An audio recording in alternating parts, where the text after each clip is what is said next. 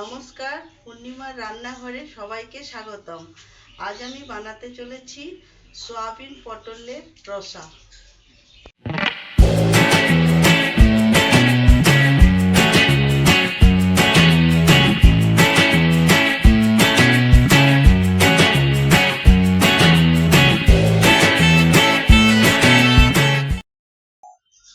Soybean পটল রসা নিরামিষ বানানোর জন্য আলু কেটে সিদ্ধ করে নিয়েছি, সয়াবিনটাও নুন হলুদ দিয়ে সিদ্ধ করে নিয়েছি, জলটা সয়াবিনের সঙ্গেই মিশে গেছে। টমেটো কেটে নিয়েছি, আর এটা পটলটা আমার 8টা পটল আছে, পিস পিস করে কেটে নিয়েছি। বাটা মশলার জন্য করেছি জিরে বাটা, আদা বাটা, ধনে গুঁড়ো, লঙ্কা গুঁড়ো, গোটা গরম মশলা, তেজপাতা আর সামান্য ঘি। পটলটা ভাজার জন্য কড়াইয়ে সর্ষের তেল আমি দিয়ে দিলাম, 1 বড় চামচের 1 চামচ।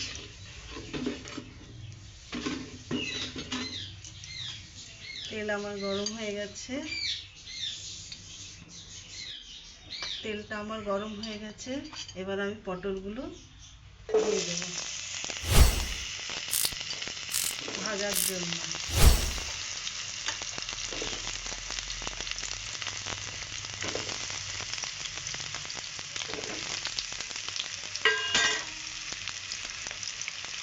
সামান্য একটু নুন দিয়ে দেবো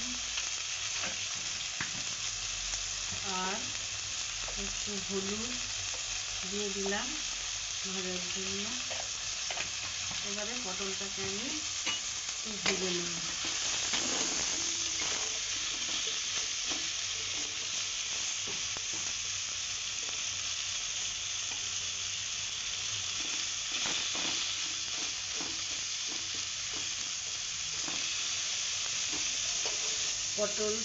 পটলগুলো আমার ভাজা হয়ে গেছে।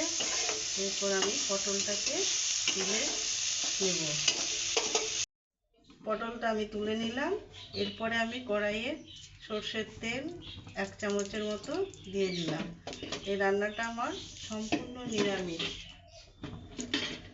এবারে দুটো তেজপাতা দিলাম,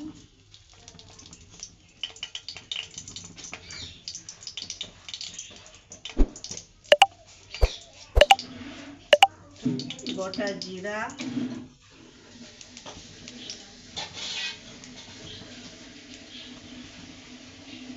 গোটা গরম মশলা, দুটো লবঙ্গ ফাটিয়ে দিলাম,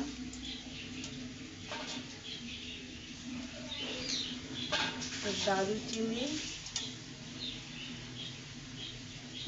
এলাচ,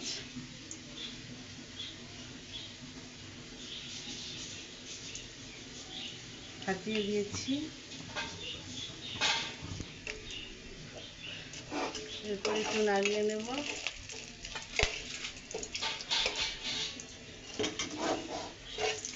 আমার হয়ে এসছে।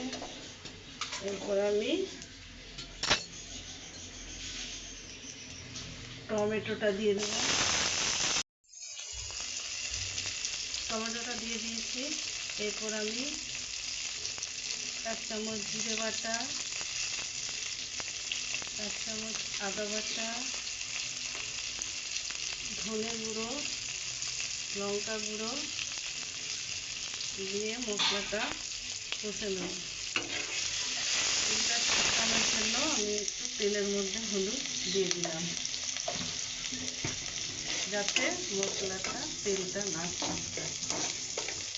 মশলাটা আমার হয়ে এসেছে। এটাই আমি এবারে আলুটা দিয়ে দেবো।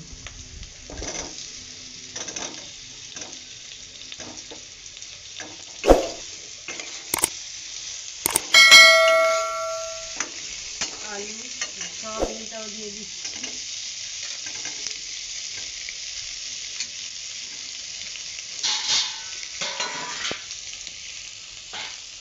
এবার আমি ভালোভাবে কষে নেব।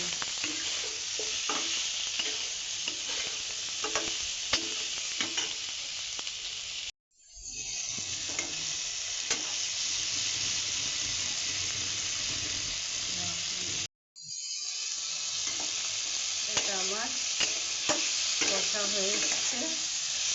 আমি যেহেতু জলটা দেবো, জলটাকে আমি একটু গরম করে নিচ্ছি। গরম করে দিলে, গরম জলটা দিলে টেস্টটাও ভালো হয়।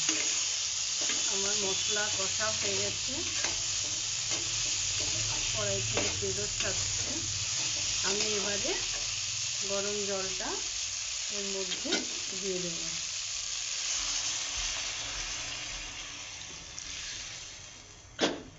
একটু ফুটে উঠলে আমি পটলগুলো ছাড়বো।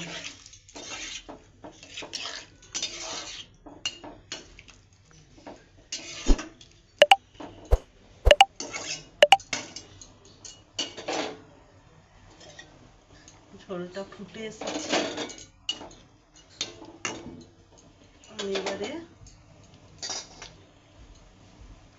পটলটা দিয়ে দিচ্ছি।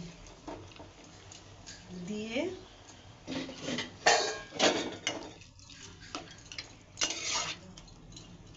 যেহেতু নুন দেয়া ছিল, আর আমার নুন দিতে হবে না। আমি এবারে একটু ঢাকা দিয়ে দিচ্ছি। এরপর আমি ঢাকাটা খুলছি, খুলে দেখি তরকারিটা কতটা আসছে। হ্যাঁ, আমার রসাটা হয়েই এসেছে। এরপর আমি দুটো কাঁচা লঙ্কা ভেঙে দিয়ে দেব,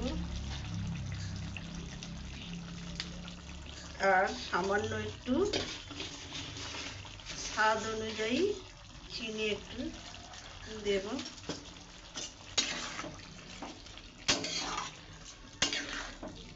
দিয়ে সব সেদ্ধ হয়ে গেছে, ভালোভাবে মিশে গেছে তরকারিটা। এরপরে আমি একটু ঘি আর গরম মশলা ছড়িয়ে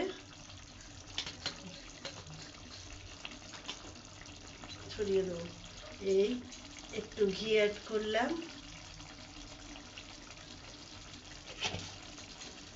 আর একটু গরম মশলা দিয়ে দিলাম। দিয়ে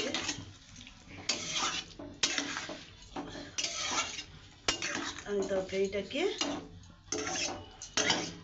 ঢাকা দিয়ে বন্ধ করে দেব। একটু ঢাকা দিয়ে বন্ধ করে দিলাম। কড়াই থেকে আমি বাটিতে নিয়ে নিয়েছি। এইভাবে আমার রান্নাটা শেষ হয়ে গেল।